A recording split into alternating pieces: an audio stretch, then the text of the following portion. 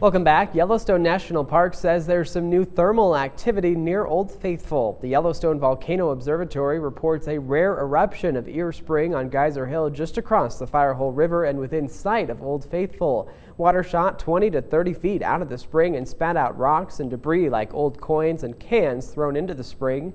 A small area around the spring is rising and falling about 6 inches every 10 minutes. A new small geyser or spouter has erupted directly under the boardwalk nearby. Scientists say there are no signs of new volcanic activity in Yellowstone, but a small hydrothermal explosion could happen at any time. That would throw hot water and rocks for several hundred feet. Some boardwalks near the new activity have been closed.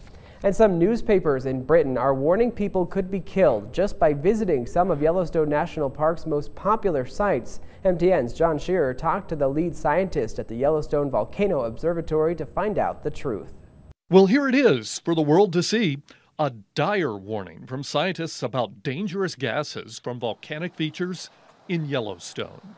Gases that could kill you.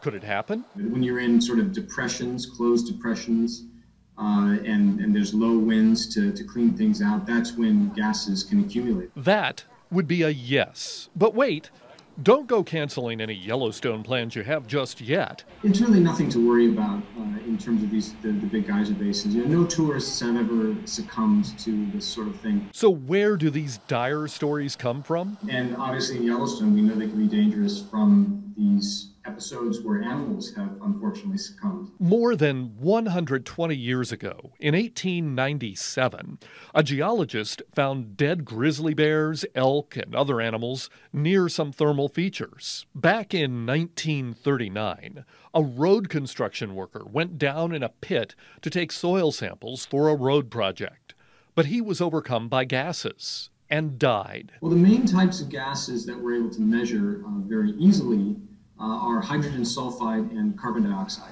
Both can kill in high concentrations, but the places people visit in the park really aren't a problem. It's not coming out of one focused area, it's coming out over a huge, broad area. And this is one of the reasons that it's not quite as hazardous as it would be if you took all of that gas and put it into one place. That would be quite hazardous. So visiting your favorite thermal places in the park is still likely to be pretty safe. After all, no tourist has ever had a fatal encounter with gases in Yellowstone.